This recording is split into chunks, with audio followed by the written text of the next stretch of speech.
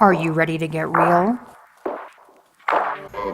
Welcome to real estate, the world's loneliest career, where you're always out of balance, unfulfilled, the role models are fake, the numbers unattainable, and you're just supposed to be and do it all.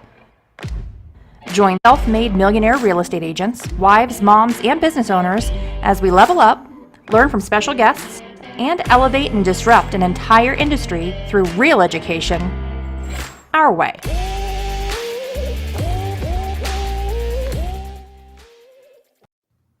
Hi, everybody. Good morning. It is Tuesday. We are so excited for this today. We have the one, the only, the famous, the man, Robbie T with us. If you have been around real estate in the last, 5-10 years, and you have been interested in any type of lead generation or coaching as far as lead generation and prospecting, you have for sure heard Robbie T's name. It's like the name that people whisper in the dark. How do I fix my life and how do I make more business? Listen to Robbie T, I feel like. But Robbie, you are a coach and lead generation master at Hatch Coaching. Tell us about your path into all of this, how this came about, your story. Yeah, well, first off, such an honor to be here. First off, the intro video, I laughed like 15 times because it's so real.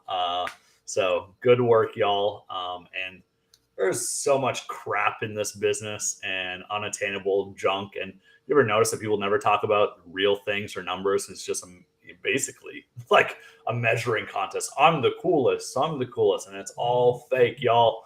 We were literally talking about that and had to close our mouths before you jumped on, actually. Oh yeah, you can. Yeah, I'm that type of person. And, it's really funny because I got into this game just to kind of parlay this all together. And again, thank you so much for having me. Just want to make sure I say that and get that out of the way. It's an honor to be here and be with some other Midwestern folk. And I'll throw out my Fargo accent once in a while, just please get the giggle. So I started in real estate, goodness sakes, about a decade ago now, coming up on a decade with Eric Hatch. We have a real estate team in Fargo. We sold over 1,000 homes last year. And we're going to do what most people don't do, which is to say, we ain't selling 1,000 homes this year because our business got kicked in the nose, y'all. And we just firmly believe that we all grow through being vulnerable and not just talking about what we're good at, but spending more time talking about, frankly, our errors and where we've made mistakes and where we're stinking and that sort of thing. So we always talk about, you probably heard of your vibe attracts your tribe, and that's just not us. We're not going to be only talking about our numbers. That's just not how we roll. We're going to talk about our vulnerabilities and how we get better. So that was my leader when I joined Eric. I started as an ISA about a decade ago. But I think my real story, to kind of answer your question, is I was working in politics before I got into this game. So if there's one thing that's like less popular than sales, like you get right. real estate agent, you got used car salesman, probably debt collector, and then you have political campaign worker. And I was at the bottom, right? So I started at the bottom. Now I'm here, quite literally. Anyways, I was the guy knocking doors, making phone calls, finding out who people wanted to vote for. And I was working 80 hours a week. Sounds like real estate, right? Except there was no financial reward in politics. I was making about $2,000 a month, which back then still wasn't a lot of money, especially for 80 plus hours a week. And then what happened was we were expecting my wife and I were expecting our first baby. And I was like, man, I got to get out of this. And there's a whole story before that, but we'll save that for another day. But the reason I say the story starts there is the methods to madness that I was taught in politics was very, very similar to what was initially taught to me when I got into real estate, which was, hey, here's our scripts about our candidates, go up to people's doorsteps and tell people why they should vote for our candidates. And what I noticed, to be frank, was people would walk, or I'd go and knock people's doors, and I had guns pointed at me. I had people tell me to get the out of their doorstep, and it just didn't work. So I had to completely pivot my strategy when I was working political campaigns away from trying to sell to selling myself on them. Mm. And that's the foundation of everything I teach. It's the foundation of what I teach today, which is people don't want to be sold. They want to be heard, understood, and valued. So I just flipped it. When I started going out to people's doorsteps, instead of me walking up and saying, hey, Lindsay, I'm with blank and blank political party. You should vote for our candidate. I'd walk up and say, hey, Lindsay, I'm with blank and blank political candidate. And I just wanted to see what are some things that you care about this election.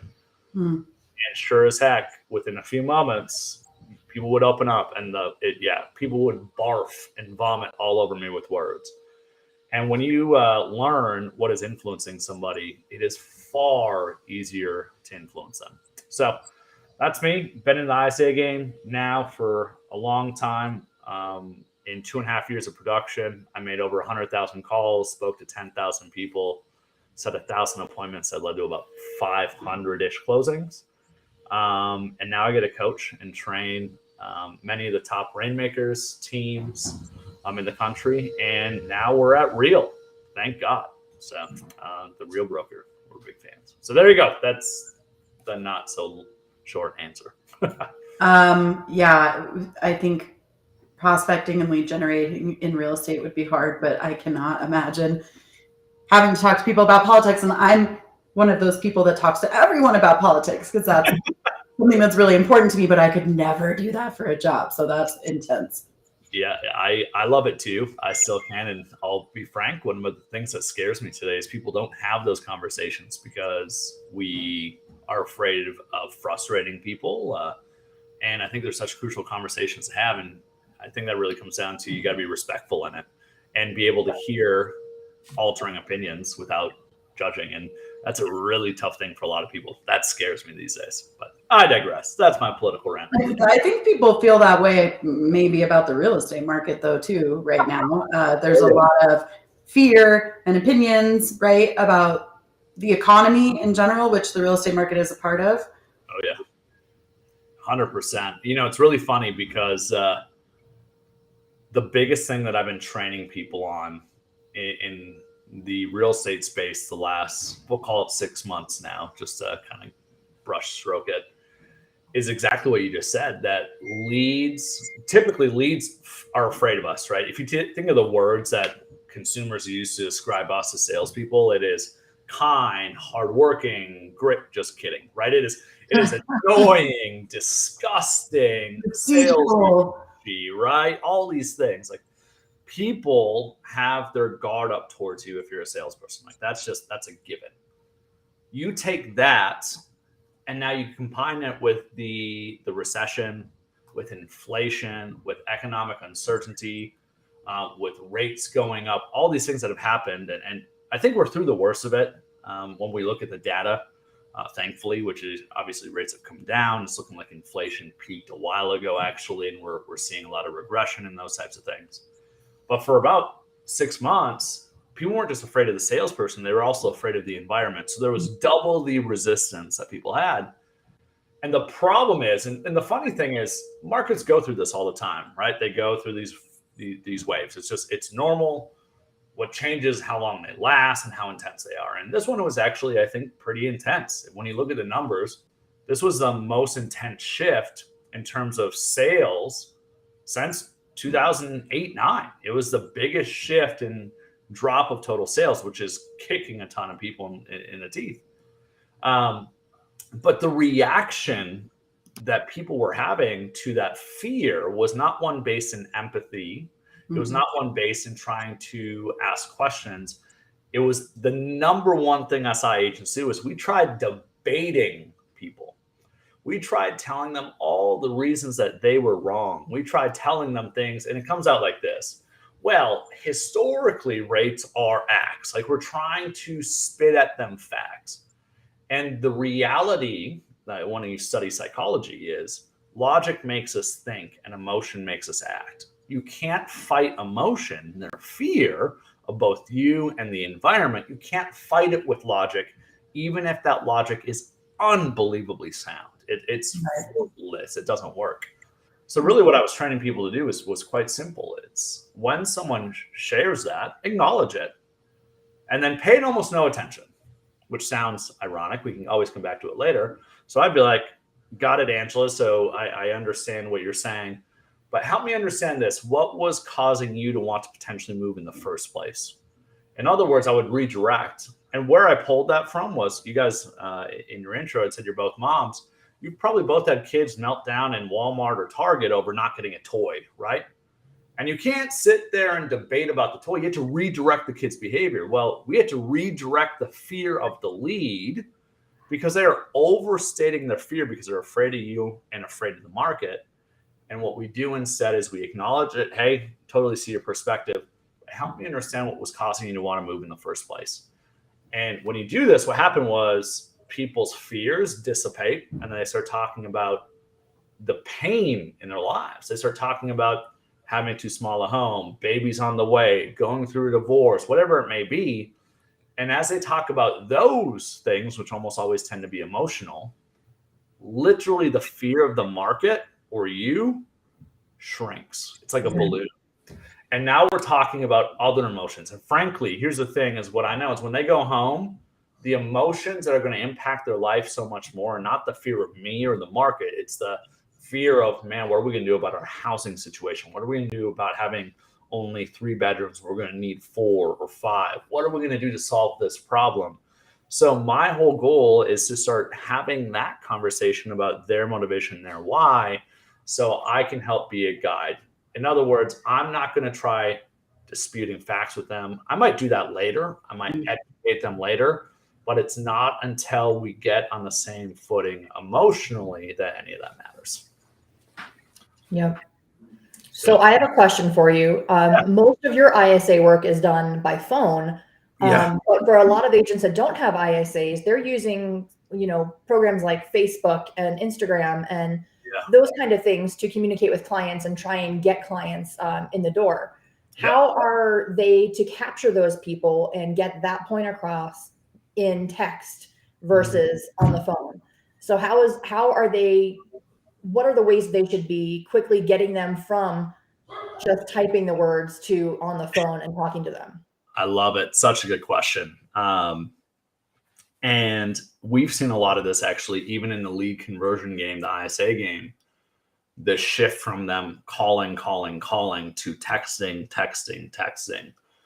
Frankly, the last 2 years, we've seen a massive shift because carriers and phone providers, Apple and Samsung, the producers, they have released so much technology that is causing people to filter out random calls more than ever before. So we've really had to pivot. But your question's a valid one, whether you're talking in text in a text message thread through iMessage or through your CRM, or if it's through Instagram or Facebook Messenger. What it really comes down to is this. What I always tell people is we think people are uncomfortable having conversations via text in written format, or at least it's something that different generations view differently. If you're a millennial or Gen Zer, you're probably actually more inclined and more willing to text than talk about it, which is really weird. Right. If you're somebody who grew up, and it's even odd for me because I was an ISA that was call for so long. But what I've realized is a lot of people would rather text about that and rather text it. A really good example, I have a friend, a mutual friend. I won't say his name so I don't out him here.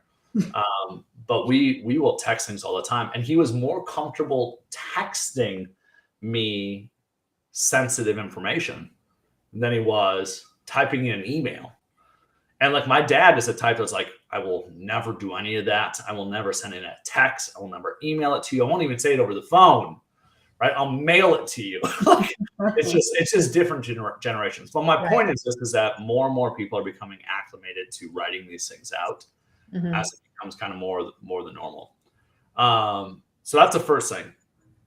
The second big thing I would emphasize is follow the same guidelines. You're just literally typing it instead of saying it. But you still have to think intentionally about this. And this is something that maybe is normal for some folks, but or maybe for you got to work on it, or for others, mirroring and matching, for example, you can do in text messages, which sounds really weird. Like, how do you do that? Well, you just read their responses, and you start looking and start structuring it. For example, if I'm texting somebody who never uses any punctuation, I'm for sure not going to be as big of or focus on my grammar and punctuation in my subsequent text messages. Mm-hmm. Little things like this make that person feel like you're more like them. So I'm going to make sure that mirroring and matching is something that I'm doing in texting as well. The biggest thing that I always say is probably the third biggest thing is when you're in a texting conversation, you should never, ever, ever, ever, ever, ever, I'm going to underline ever, communicate something that is emotional from your point of view to that person. So I see this happen. Like anything that be misconstrained, communicating emotion, because it will be misperceived. Mm-hmm. It's just how it works. If you're angry, frustrated, don't ever do it. So if you're with a client or with a lead or anything like that, anything that has any tinge of emotion to it, if you're not asking questions or stating a fact, and you even need to be thinking, is me stating a fact going to create an emotion? I would not do it in text message. Or on a post, which is something that we've been talking about so much on this show for like the last 6 to 8 months, which is changing the narrative of what people are posting and also changing like the tenor of what people are posting. Because so agents, we have so many agents in the market right now who also have those same fearful emotions about the economy and the market and their career going forward. Mm-hmm. They're posting the craziest stuff. And I'm like, you guys, I don't understand when we come out of this, if we ever do, however it looks in the future, why you think clients are going to want to hire you when you're ranting about stuff. Like it's a lot. There's nothing that I think pushes people away quicker than posting pessimistic, negative posts or energy. Period. I would agree with that. In the text message, what I would really recommend, and I love that point that you made, that you should never do that in Facebook posts, because I've seen a lot of those in Lab Coat Agents recently and other places. In a text message conversation, what it means, like what I really advocate for, sometimes it makes a ton of sense to continue the conversation in text, and you'll kind of be able to see the barometer of if they're sharing information in a text message thread, that's their preferred communication thread. That's good for them. It stinks, by the way. Texting stinks because it's slow, right? It's like molasses. It takes so long to find out information. It sucks. And the biggest reason people ghost you is they simply forget. This happens to all of us, right? We're in an app, writing an email, Instagram pops up, somebody tagged you in a photo. That's way more intriguing to your brain. So you forget the email. And next thing you know, same thing with text messages. People are doing this all the time. But when things do get emotional, when there seems to be at least a decent connection, a decent drive, what I would do is ask, hey, I'm not sure I'm understanding a few things. Is there any way we could hop on the phone for a few minutes to get some of this cleared up? Or would love to like dangle some value in front of them. Like, hey, would love to chat details about getting you into that house. Can we hop on the phone for a few minutes and talk details? Because nothing will beat, premier, like way to convert, of course, is face-to-face, whether it's in person and then probably Zoom meetings, then it's a phone call, then text message. So it's really like texting's a feeder into having better conversations, how I would use it. But some people would rather share that sensitive information and text about it, and they'll do it. They'll volunteer it. They'll bring it up. They'll write you the 3 paragraphs of hell that they're going through. And that's just them making that choice. So hopefully that helps with that question. That's wild. What is a high conversion text or Facebook message that you can send to somebody for their initial contact, like to make them talk back to you? So I got one for initial, and then I got one that is for leads that have never responded. Okay. Initial lead, it's very, very simple. You'll hear this and be like, that is stupid simple. Simply saying, hey, lead name, saw that you were checking out some homes on one of our websites. So very generic. The reason I do that, by the way, whether it's an old lead or a new lead, is people think that leads are monogamous with our websites. You're kidding yourselves. That's just not how people work. They're looking at homes on multiple different platforms. And if they are looking on one, it's probably not yours. It's probably Zillow, whether we like it or not. Anyway, so, hey, I saw that you were checking out some homes on one of our websites. I wanted to reach out and see if you were just looking for fun or to see if you plan on making a move sometime soon. Short, sweet, to the point. Here's what I like about it. They're going to almost always respond in one of two ways because you're literally giving them answers. One is they're going to say, nope, I was just looking for fun. Or, yes, I'm looking to make a move. If they say, yeah, I'm looking to make a move, you just tell me more of them, right? Cool, tell me about that. What's going on? Give me some more background or help me understand that or something along those lines. If they say, I was just looking for fun, you just simply turn their, what I call a soft no, right? Because that's what that is in my opinion. I turn that into another question. Okay, cool. Well, what had you looking for fun? I literally turn their no into a question. And what my goal in a conversation is to earn what I call a justified no, like somebody saying, I just bought a house, I'm not doing anything. It's a justified no. And I'm going to keep asking questions until I get a justified no, which almost always, I would say 9 out of 10 times I can get. Some people get really upset very, very, very rarely, probably 1 out of 100. And then 90% of the time, you can get a justified no, and a justified no either means not worth chasing anytime soon and pouring my energy into, or follow up later, and that's going to be worth my time at a later point. Or they become a yes, yeah, I'm looking to do something. Probably that 9-ish% of the time in the conversation, now or sometime in the immediate future. So that's what I would do in that one, and you just go down those pathways. The other message I would use, this is, a lot of people have heard of this. It was something bless you, by the way. I think that was a sneeze. I don't know what that noise was. I don't know what that was, but it was loud, whatever it was. I looked down. I was like, wow, we can sneeze while talking? I didn't know you could sneeze with your eyes open and not moving. I don't know what it was.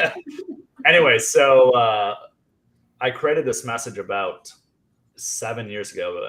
I just call it the aliens message, and it is the dumbest sounding thing. When I read it to you guys, it's going to sound so stupid, but it is the highest performing message at getting people that have ghosted you or not responded to anything to respond to you. And it simply says, hey, lead, first name, I've tried reaching out a ton of times and I haven't heard anything back. This tells me one of three things. Number one, you are no longer interested in making a move. 2, you are interested, but you've been too busy to respond. Or 3, you're abducted by aliens. In that case, let me know, and I'll reach out to Elon Musk or NASA to help rescue you. About 10% of people get pissed about this message. They're like, why would you reach out to the government? It's literally how people respond.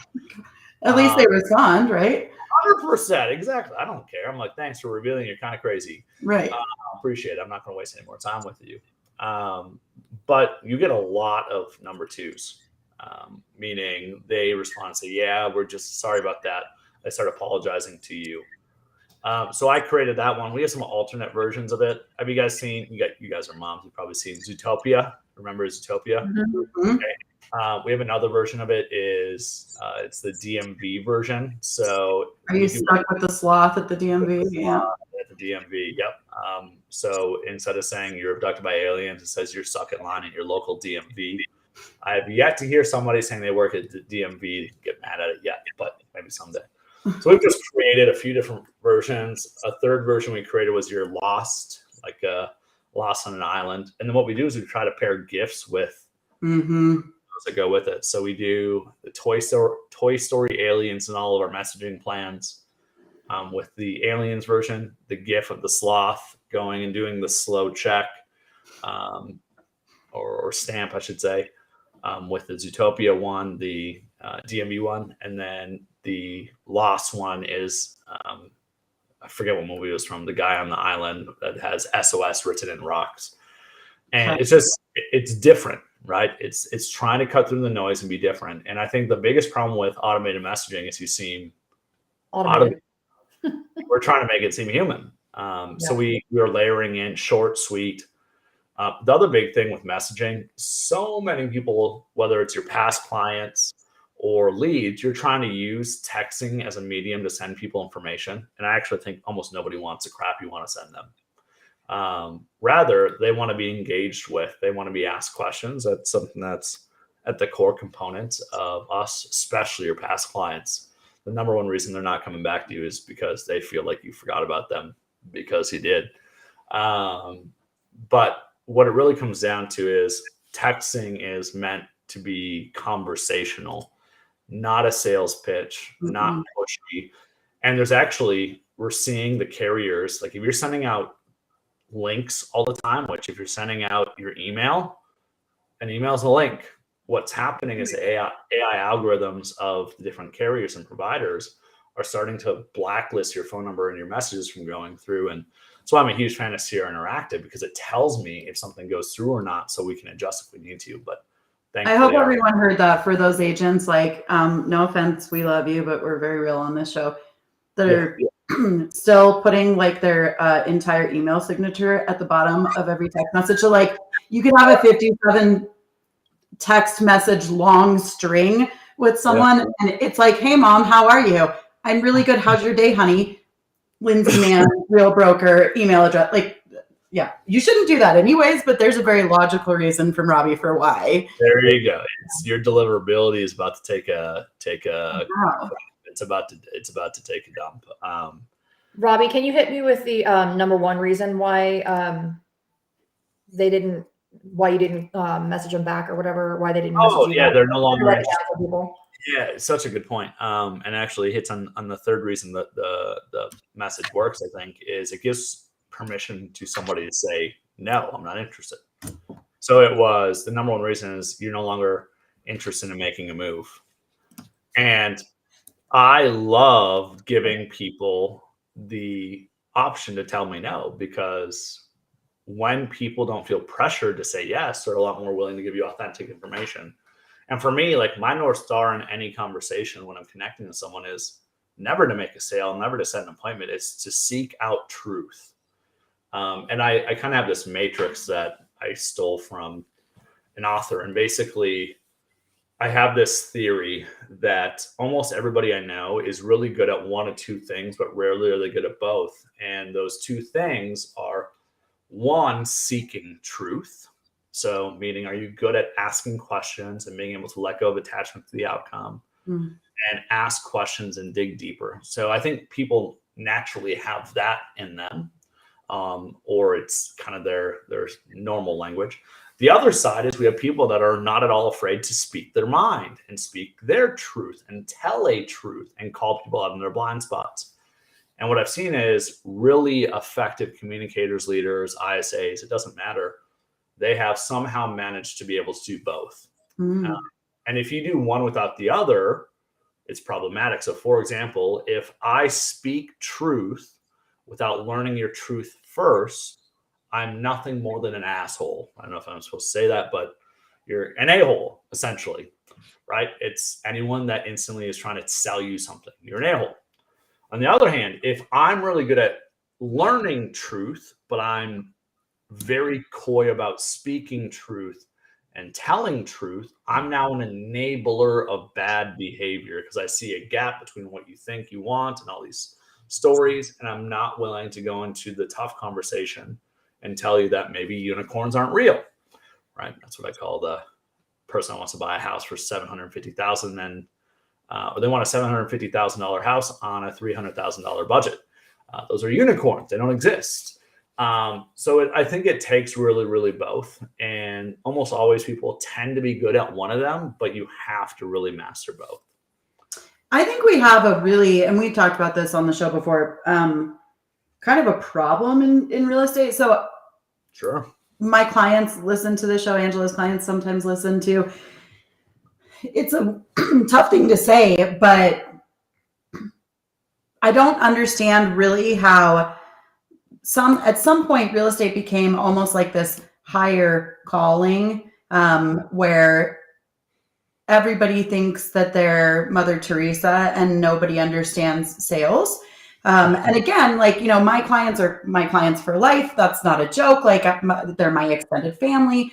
I'm really close with everybody. I love them authentically, but I am still a salesperson, even if at this point in my career, I'm not as much selling myself to my, to bring in new clients. I sell myself to the other agent. It's a negotiation sales, so I think that we have a problem in the industry where we have a ton of real estate agents who have never had any sales experience whatsoever at all. Even the big classes, and we all know which ones I'm talking about, where they bring you in a group and they put you on the phone and they're having you call it expires and FSBOs or messaging your sphere. Yeah. No one teaches anything about sales. Yeah. I think I got really, really lucky because my first ever sales job was selling phone service business to business in New York City. I learned so much about gatekeepers, overcoming objections, what real objections were. And I was actually really good at it because I did the things that I do now, which is opposite of what everybody else was doing, basically. I got to know the people. I got to know the gatekeeper. I brought little Hershey's chocolate bars to them because I was from Hershey, Pennsylvania. Like, small things like that, like, make a really big impact. And I don't think that we put enough emphasis on that, enough weight to that. Like, those little things that you do are so much more important than, you could even imagine. Like, that's how you get your repeat business. That's how you get clients for life. And if you just keep doing it after you get them in, they're going to refer you everybody. So I wanted to ask you, other than ISA work, what are some of the other ways that people can bring in a new sphere of influence, gather more clients, basically grow their sphere? What are some ways that they can do that? Yeah, really good question.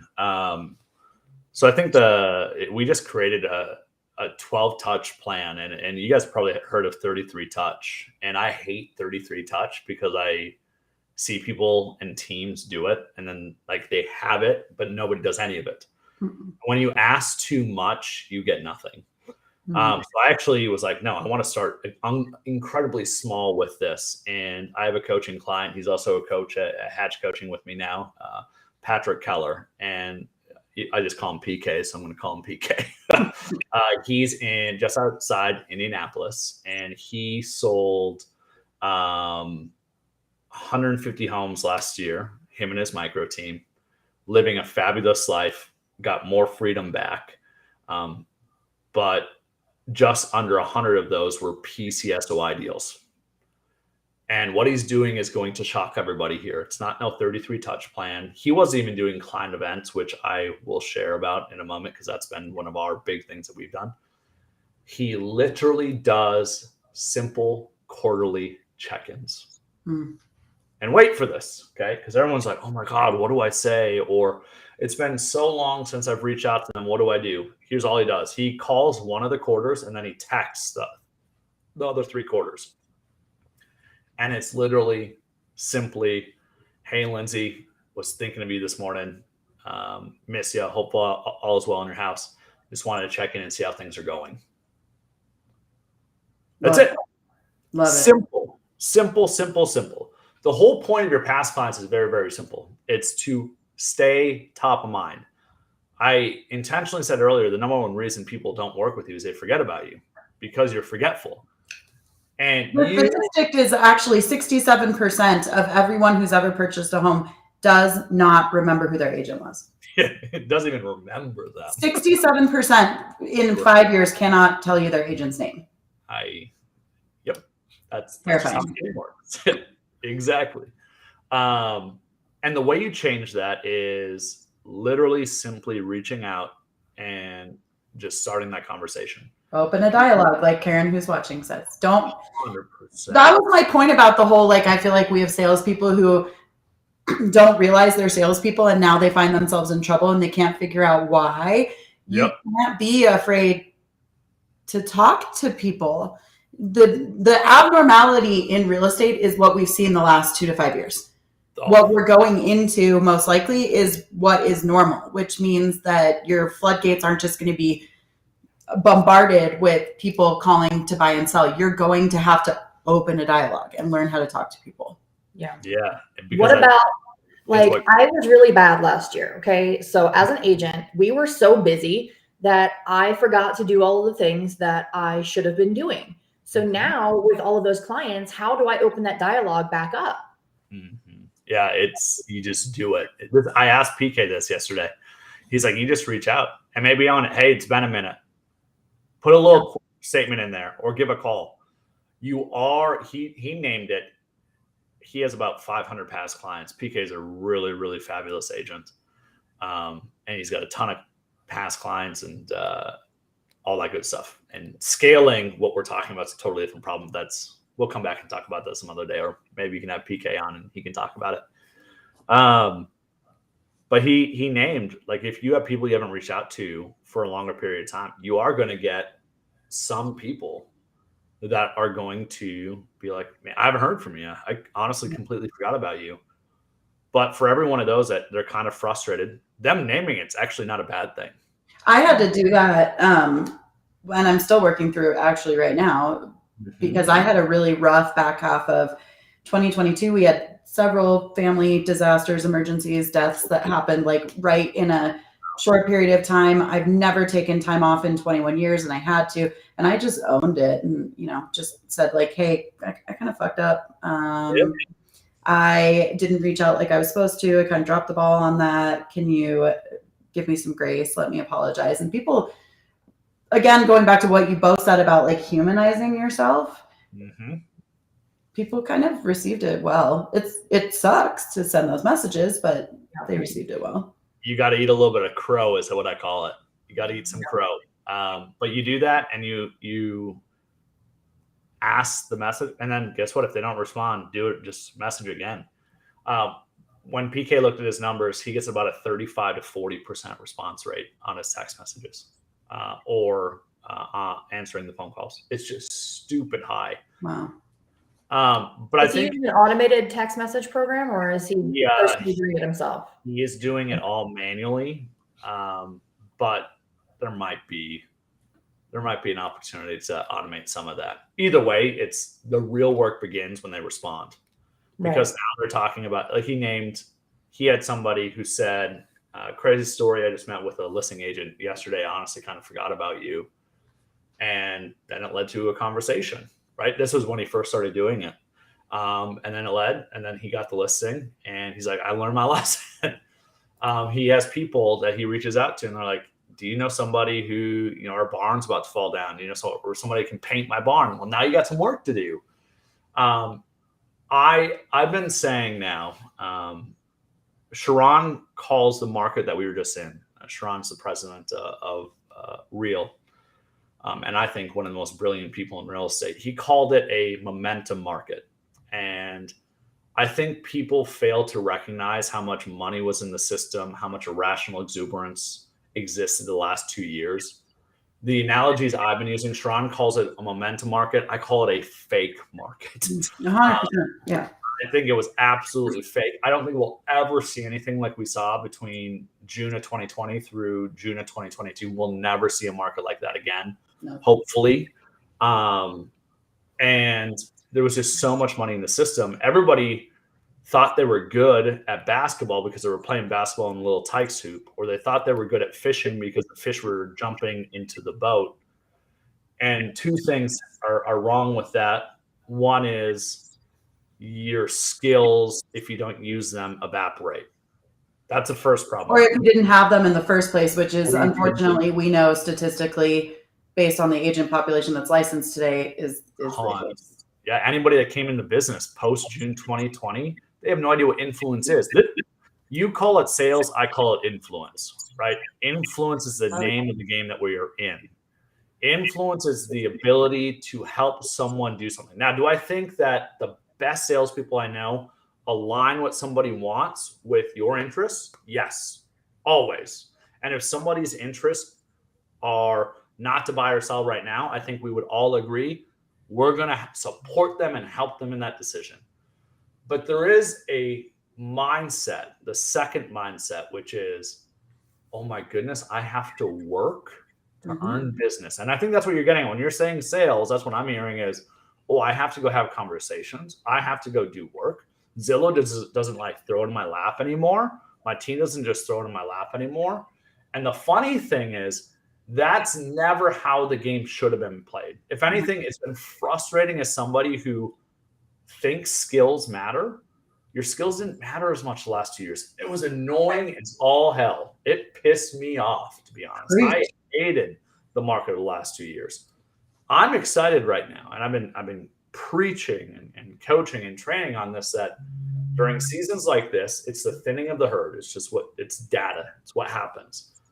We're seeing, if I had to guess, about 20 to 30% of real estate agents dropping out, just either dropping out completely, leaving the game, getting part-time jobs. They go through the cycle. And what's really fun about this is I think the people that are going to be left are the ones that enhance their skills. They do the right things. They do the work. And you insulate yourself from having to go through these pains. And for anybody, if you're struggling right now, stop thinking that your business, your brokerage, someone else is going to solve it for you. Your team. It is you, y'all. Are you willing to do the work? If you have past clients, I would 1,000,000% reach out, engage with them, not to sell them, not to push them. You should never ask them for business. Don't even bring up real estate, because they should be doing that. Rather, check in, show people love. Psychologically, this makes people feel seen, heard, and valued. And by doing so, people remember you. And here's the fun part. I'm a data guy. Like I love math and numbers. It's just how my mind works. And it is funny how illogical human beings are in this game of real estate, especially agents, not leads, agents. What I mean by this is, if I ask someone like you all, or somebody who works in real estate, what is the statistical chance of somebody making a move this year of a random person I met on the street? It is shocking how many agents have no freaking clue what that number is. None. And I'll hear things like, I don't know, 30, 40%. I'm like, we would have a lot more cash in our pockets, y'all. Right. I'll have some people say, like, I don't know, 1%. I'm like, you'd be dead ass broke, y'all. The numbers obviously vary. It goes up and down, but tends to oscillate around, and depending on the market you're in, age, demographics, between 1 in 7 and 1 in 10. Chances that somebody's making a move in a given year. Well, when you go look at your PCSOI, let's just say you have 100 people in your PCSOI. That means 10 people. You have to tell people what PCSOI is. Oh, yeah. Past client sphere of influence. Past client sphere of influence. You have 100 people in your PCSOI. That's 10 people right then and there are buying or selling. Well, most people are doing both that are in our PCSOI. Unless you're very, very young, then most of your people are just buying. And in that case, I would say for most of us in this game that are still around, you're probably not brand new. Your PCSOI is buying and selling. So that's 20 deals if you only have 100 people in your circle. Now, the funny thing is this. Dunbar's rule. You guys ever heard of Dunbar's rule? Dunbar's rule states that we struggle maintaining a social network of more than 150 people. Like, that's our natural limit. I think our jobs, frankly, is to put in extra work more than a normal random person on the street. Dunbar's law applies to a teacher who doesn't have the time to go and think about this. For you all, I think you need to be pushing that number up to 300-400 people. And that's what PK has done. And that's why he can get 97 deals from his PCSOI. And it's like clockwork for him. It's coming in easy. And all he's doing is 4 touches per year. Well, he's layering in now client events, which is something that we have mastered at Hatch Realty, our team that sold 1,000 homes.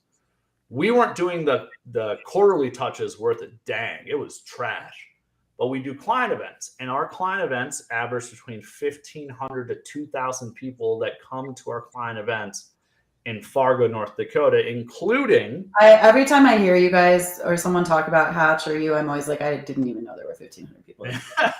I go to vacation every year, still had no idea. Outside of Sturgis, that you even had that many people. Sturgis is South Dakota. I know. in South Well, definitely then in North Dakota. Did not know. and North Dakota. Yeah, we have. I think we have a little less people in South Dakota. I forget. I don't blame anybody for not knowing anything. North Dakota is very boring. That's a story for a different day. Our whole serviceable market's about 250,000 people. So we have 1,500 to 2,000. Which is hilarious to me because I was just listening to an agent up here in Denver bitch in our market. 6 million, 7 million people. That's 6 million opportunities is what that is. Yeah. And I think that's what's so fun about me coming from a small market is I had to learn to view this game through squeezing every ounce of something. And well, like when I was in production, granted, again, 10 years ago, our listing agents were getting 4.5%. We were co-broking 2.5%. So we were listing at 7 essentially. We were getting an admin fee of $495, and we were almost getting that every single time. So we were having to squeeze so much juice because our average price point was, when I first started, 175, 180. Even in Fargo, we're now at about 250, 260. You all in Denver, what? You're probably around 5, 6? No, 725. Yeah. There's a little more meat on the bone, y'all. But because I had the advantage of being in a market when I started where it had to be about units and efficiency and effectiveness. There was no selling 12 homes and making $100,000. That was not conceivable. So for us, we've just learned. And the funny thing is, I think we have shattered a lot of limiting beliefs. Now, there are some pros to being in Fargo, right? There's probably not as much competition, but we also have nowhere near the opportunity. You all geographically are much more spread out, diverse, where I can get anywhere in 20 minutes in Fargo. So there are some limitations. There is zero doubt about it. But I think almost always successful people find ways to win. And I think that's what we've done. And with client events, it's very simple. It's 3 touches. You invite them, and people love free stuff. If you're doing client events, by the way, very simply, I think people just need to be doing universal client events, meaning everybody likes them. A really good example of this is free pizza. Who doesn't like free pizza? Whether you want to do date night, that's one that we do. We're doing it in a week. And we do it right before Valentine's Day. We'll probably have about, again, 1,500, 2,000 people. I don't know the amount of people that signed up. And people will come to our office, get that. And we even had it happen when it was negative 20 degrees. People did it during COVID. And we still had over, I think it was like 2,100 that year. What is date night? That sounds really cool. I've never heard of that one before. So literally all we do is we give out pizza.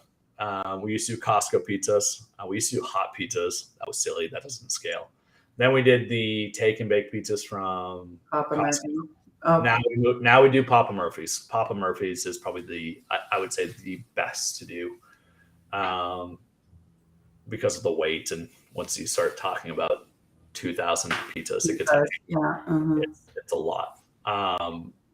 And just to make sure we're very clear, our first client event was 45 people that participated in Pi Day. Like, we started small, and it's taken 10 years to get to this point now. So just everybody hears that, and it's repetition. And when we first started, it was nowhere near as big.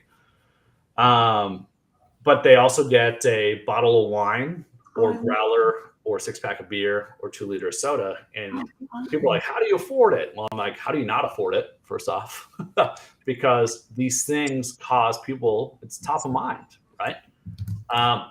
But the way we have cleverly avoided paying for it all out of our own pocket is we have vendor partners that help pay for it. So Papa Murphy's can be a sponsor. Costco's been a sponsor.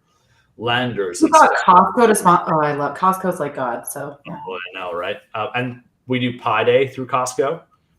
Gosh, if I would have known this, I have a Costco hoodie. 2 of them I would have worn.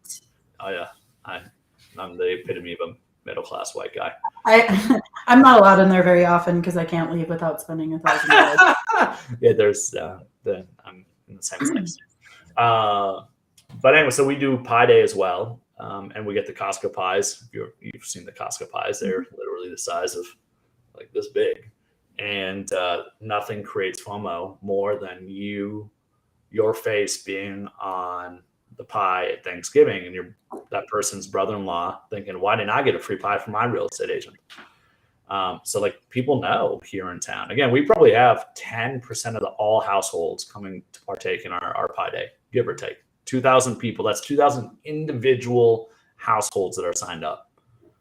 And so that would again, it's got to be about 10%, give or take. But it's got to be universal. The other big thing is it's got 200 deals. What was that? That's like, think about if you're saying 1 in 10, 1 in 7 of those 2,000 people may transact in real estate this year, or, maybe double that odds, know someone who will. That's a lot of deals. Do the math on that. It is. It's crazy to see. And I'm excited because PK did the quarterly touches. This year, he's layering in the client events. So I'm excited to see how much more he gets from his PCSOI than he gets right now. And it's fun, to be very honest. Like it's fun marketing. We always do a nonprofit component of these events. So people bring canned goods or clothing for the YWCA. So do some good along with it. So that's fun. It's a cool piece of it. And it's just it's different. You stand out. And for us, with your past clients, what it really comes down to is you've earned their trust. That's already happened. But we let that trust fade away. And one of the simplest things that you can do to remain top of mind is give people tangible value. And tangible value doesn't have to be $10,000. It's most likely not your email tips about what to do when winter comes. They don't read that crap. Daylight savings time. Daylight savings time. It is free pizza. I don't know about you all, but if you're like, I can get free pizza, I'm in. Oh, free pizza and a bottle of wine? Dope, let's go. Or a free pumpkin pie. And here's the funny thing. If you're in Denver, you're not going to be able to go and do this like one-to-one, right? You're going to have to probably break it up into multiple places. We, of course, can have everybody come to just one station in Fargo. If you're in Denver or if like you're in a Seattle, big city, you got to think about it differently. Again, you got to solve the problem. But it's not about the cost value. Like it's not about, like we have doctors come that I know for sure go to Costco the weekend before Thanksgiving, and those doctors who make $1,000 a year drive 20 minutes out of their way, come to our office, get their pie, which is worth $6, and then drive home. So it's about an hour of their time invested. And it's not about the $6. It's about we are giving people something of value that makes them feel like they matter because they do. You pair that with check-ins that are authentic, that are you staying top of mind and not trying to sell them anything. What's really funny about this is there's something in psychology known as reciprocity. When you give value, people want to give you value back. Reciprocity, when you give somebody a $6 pie, they don't give you a $6 pie back. They don't give you a $5 Starbucks gift card. That's not how the world works. That's not how they're thinking about it. They're thinking anytime they think of real estate, you pop up. The value you've given pops up. The text message threads pop up. The number one reason people don't reach back out to you is they lost your number because you haven't been reaching out to them. Like these are so simple dang things, but people don't do that. And those people are going to be decimated in this market that won't be as glamorous as 2020 through 2022. That market created these fake expectations, these fake success ratios with really, really, really poor habits. And what I'm excited about is the people that kill it are going to be crushing it in the next few months. So I have 2 questions, but really on the client event things, with people nervous about spending money right now. I think one of the coolest things in the world is support other people's local businesses too. Like I guarantee you guys all know someone who sells Pampered Chef who would like to put a coupon in with your pizzas that might help you pay for that, or who sells Scentsy who might give you something to put in your gift bag, or like One Hope Wine, who would help you with discounts on the wine bottles, right? So tap into your local business communities, and they also will, by law of reciprocity, help you as well. But Karen Polson's watching. Karen is a small business owner in my market. And she says, yes, me. Yes, you guys. Yeah, absolutely. You know it. But so my question is, on that line of thinking, people are really fearful right now. Yep. They're afraid that they need to save their money, not spend any money. What can everyone be doing right now if they're really coming from a place of fear? Angela and I were like, it started as a joke and now it's not really a joke because we're going to do it. We were like, we need to do an episode on like actually what the hell is lead generation, because like that gets tossed around all the time. What is prospecting? But like no one outside of like holding an open house even knows how to do it. So like I think people are in a really bad place right now. So what do they do if they can't financially do it? Where do you even start on all this stuff? My mind goes back to a quote that I heard. I forget who had said it, but successful people don't always have the resources, but they're resourceful. And I think that's the first thing that you're really getting at is find ways to be resourceful through connections and relationships that you have. So that's the first thing. I am also a firm believer. I can be an asshole sometimes. I can be a truth teller. Remember when we talked earlier, like strengths, that's mine. My wife hates me for it sometimes, but that's why I think I can be a good coach. And I think one of the conversations I've been having with multiple coaching clients is the results you're getting right now are exactly the results you should be getting. And a lot of people hear that and they get punched in the face because they realize, oh my goodness, this isn't on something else, it's on me. Yeah. So I think that's the first thing is you need to stop looking for Superman to come save you. You are getting exactly the results that you should be getting based off of the skills and effort you're putting in. I'm sorry, someone needs to tell you. Which doesn't mean go quit necessarily. It might dig that in. It means quit or get off your pity party, get off your crybaby horse, and start doing the right things right now. I think I'll tell you this. Out of anyone I know, don't get me wrong, I believe in being financially frugal. I have, to put perspective, like I coaching clients before they've ever invested $1. You need to have at least 12 months of savings before you ever invest $1. And I roll with 24 months because I'm a psychopath. So I'm that person, y'all. But I will spend money on things that will make me money if I have confidence that I'm doing the right things that yield results. Yeah. And I think the biggest reason people right now have financially slashed everything, one, let's just acknowledge you didn't have the appropriate financial savings you should have. There are way too many people in this game that are driving cars that they can't afford, and nobody's calling them on it and spending money on things, on logos, on things that don't matter. And then when times like this happen, you find yourself vulnerable. And that's not anybody else's fault except yours. No one's willing to tell you it. I will. That is your fault. That is an immature thing to do. I'm sorry. You're masking some ego crap that you need to go uncover. Go get a counselor. It's a better use of the money. Okay. So that's the first piece. The second thing is invest your time. If you don't want to spend money right now, I get it. I totally understand it. I get it 100%. What I'll tell you is almost always the solution to your problem is almost never spending a ton of money. It's not going and buying more leads. It's not spending money on Zillow leads, those types of things, which is funny because I teach people how to convert leads, and they can be a great thing to go and do. Your ROI with PPC leads, when done correctly, can be stupid. If that's not the place you're in, you have to be resourceful. You have to start with where you're at. It's not going to be fun. I'll be honest. It's not. It's going to take work. It's going to take rejection. It's going to take improving skills. It's going to take early mornings. But this is a time. I think, I'll be honest, some people should be dropping out, because if you're not committed to what I'm saying right now, get out. You're just delaying the inevitable. Sorry. Get out there, do the right things. That is literally practicing, role playing. There's so much free resources on YouTube.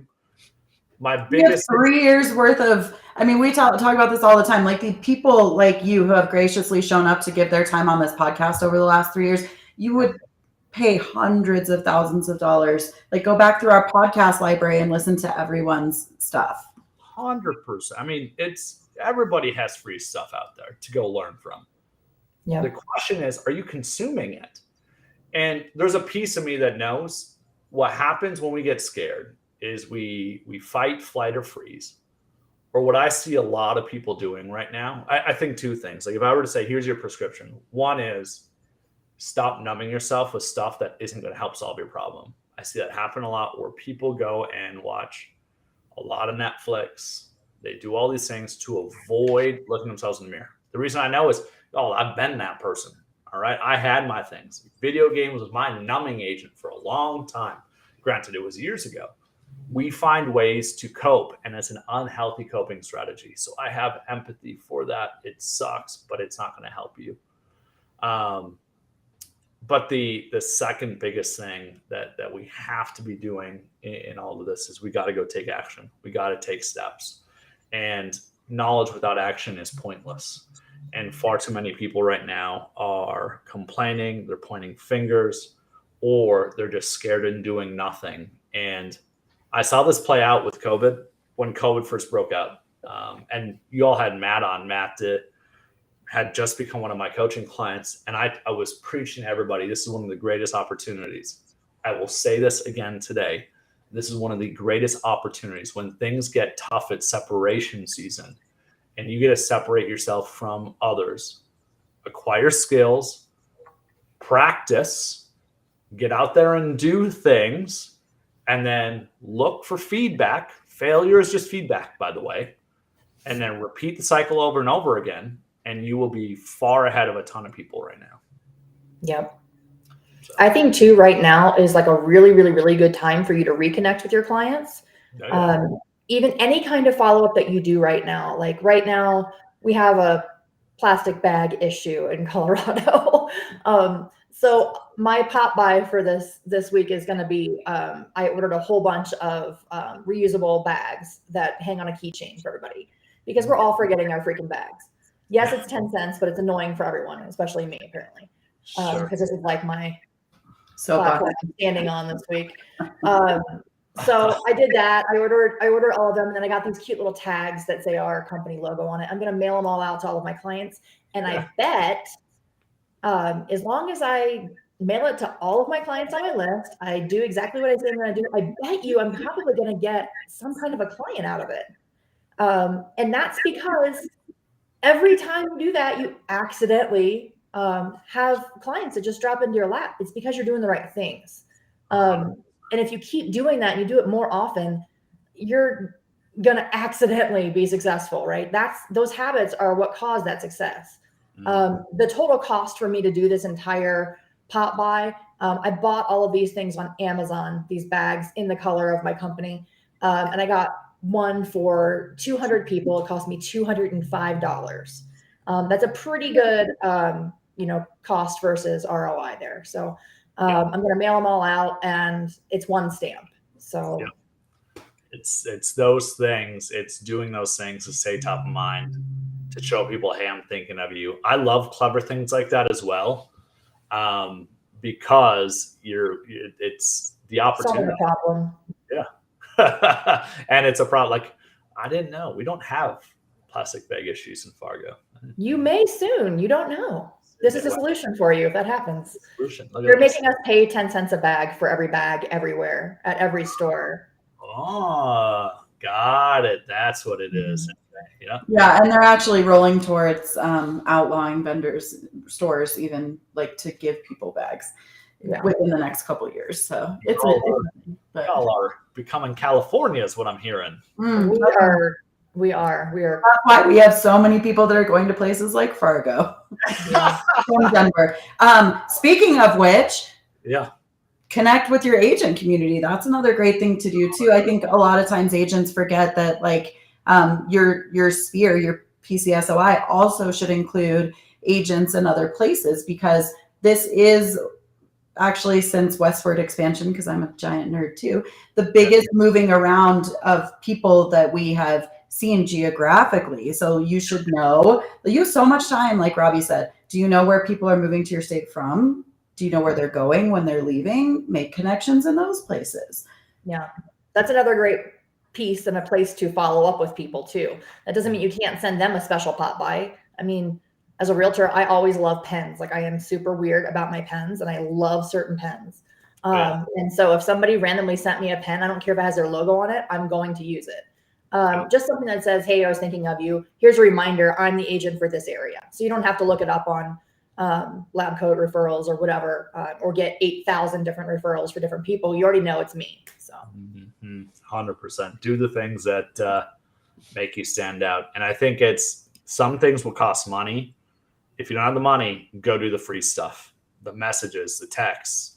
I remember the days when it cost me 10 cents to send a text message. The fact that you can send it for free or go on Facebook or do all these things, come on, like there's no excuses. We were talking about that the other day. Angela and I are old in this business, man. We're not that old in life, but like when we started, you didn't have GPS. You were printing out your directions on MapQuest. MLS was still in a freaking book. It wasn't even online, right? Like you didn't have the opportunities of social media yet. So sometimes I do get frustrated with younger agents because the opportunities that they have that they don't even realize they have, it's crazy. Yep, 100%.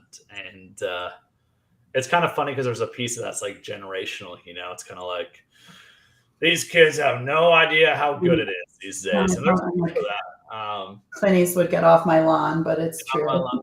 Yep. There's some validity to it. There's no doubt. But what I know for sure is, I will just reiterate one more time. The results you're getting right now are exactly where you're supposed to be. Yeah. And I've not met someone who has been doing the right things consistently throughout the last 2 years. Even at like 75%, I'm not saying nobody's 100% going to do everything. That just doesn't happen. But if they've been doing 75%, they're getting the results that they want. They're winning right now. And this should either be a wake-up call for you or a reiteration of I'm doing the right things and I need to have patience and I have to have faith. Because nothing is more frustrating than doing the right things and not seeing the immediate results. And I think that is true about younger generations, is there's such an immediate gratification. I was going to bring that up because I feel like the market as a whole, that's what the expectation that we've created. You snap your fingers and you're going to be able to fall upon a deal. Yeah. When mortgage loan applications for the first time in history go down 95% in 30 days and stay there for 6 months, you are going to have patience. And like Robbie said, hopefully you're going to learn to set yourself up financially to weather those times. But I mean, everybody right now, this is what real estate is. Yeah. That's what real estate is, always do the activities. You may see fruition in 90 days, 120 days. Consistency is key. It doesn't matter what you do, just do it consistently. 100%. All the time. Yep. As long as you do something, it's better than doing nothing. Even if you're failing at it, like if you put out a video once a week or whatever, and you don't feel like it's a good video, who cares? Just keep putting it out. Yep. Look for feedback. Exactly. There's so many people, you got to do stuff. And if you're like, man, am I doing the right thing? Again, YouTube it. Follow people that are ahead of where you are in the game. Go R&D their stuff. Rip off and duplicate.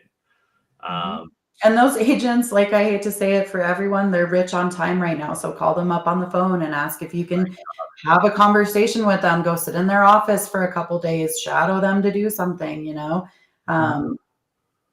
Yeah, I've never seen such a make or break opportunity, I don't think. It's the last big thing I want to name it is I like to equate real estate to farming in a lot of ways. And actually being in real estate, first off, we're business owners. And if you're a business owner, good business owners know that due to a variety of factors, we go through different seasons. Season number 1 is planting, meaning we're planting seeds. Season number 2 is cultivating, meaning that we're taking care of those seeds and doing the right thing so those seeds can grow and germinate. And then season number 3 is now we get a harvest. And the reality is that the last 2 years was all about just harvest, harvest, harvest. And what happened was a lot of those people in this game, they didn't take any of the money, to be frank, and buy more seeds or improve their equipment. Nothing. Hell, they didn't even pay their taxes. So they're really screwed. And smart business people know that just because I have a ton of money right now because we're in harvest season. And I think people that live in climates, and I don't know, maybe it's just like the simplicity of farming for me. For me, I'm always thinking in this way. So I'm planting seeds. And I know in some seasons, if I'm planting seeds, I have to have different expectations if it's seed planting season compared to harvest season. Y'all, this is seed planting season. That's where we're at right now. And it's just what happens. And it's not like it goes from 100 down to 0, but it definitely goes from 100 down to 50, 60. Right. That can be painful. And if you're not thinking about the future, and there's such a balance in all of this, like go enjoy your life. Don't get me wrong. Go do that Disney trip with your family. You'll never regret those things. Mm-hmm. But I see so many people spending money on stupid shit. And don't get me wrong, I buy some stupid shit once in a while. Okay. I love Legos. I love J's. But I only ever did that once I checked my financial boxes of saving and investing before I ever thought about getting, before I got all those. I wouldn't do it. I refused to. And too many people are doing the opposite. They want the thing, so they go and buy it. They can't afford it. They put it on their credit cards. They're mortgaging things out. And I really hurt for those people because these types of times are painful. And then they have to go sell their investments at an inopportune time at a loss. And now they're losing money on top of the fact that they don't have money. It is a painful thing, y'all. It's very, very, very, very simple. If you're there, just be honest and get it under control as fast as possible. And get help. Because 100%. There are people there. We all screw up. It is what it is. No judgment. But if you're there, I think you brought up COVID. I think COVID also gave a false expectation of a market snapback, because we had this short little period in which everything was shut down. Real estate was not being transacted almost 100%, right? And then all of a sudden it was a gigantic boom. And so I think that a lot of people have been sitting here going, I'm just waiting for the boom. All you have to do, if you haven't studied markets, you haven't been in the business, I think they're just all I have to do is wait for the boom. That's going to come in January when the season starts. Or that's going to come in April when the Fed reduces rates. There are seasons. I've been through them. You guys have been through them for years, decades, where there is no boom. So if you're there, figure it out. Yep. I want to add one last thing about farming. I literally, as soon as you said that, I thought about my Farmville farm, and I was like, oh, all that shit's dead. My comment is, you can't just skip from planting the seed to harvesting it. You have to water that shit.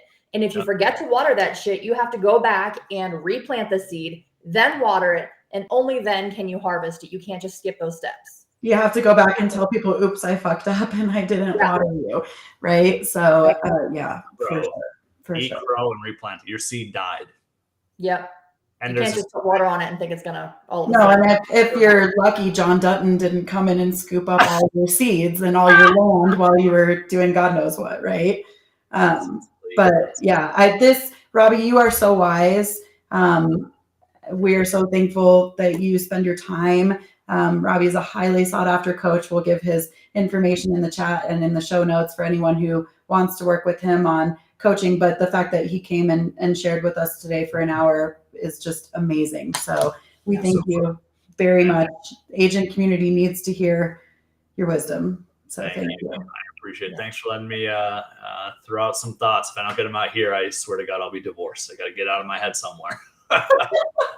No, we absolutely thank you very, very much. So, Robbie, stick with us a few minutes, and everybody else, we can't wait to see you next Tuesday. I think we are actually going to talk about what the hell is lead generation. Because I think either we don't know or we haven't done it for a very long time. So we'd love to have you guys back for that. We'll see you next week. See y'all. Angela and Lindsay would love to receive your real estate referrals in Colorado. Connect with the Homegirls on social media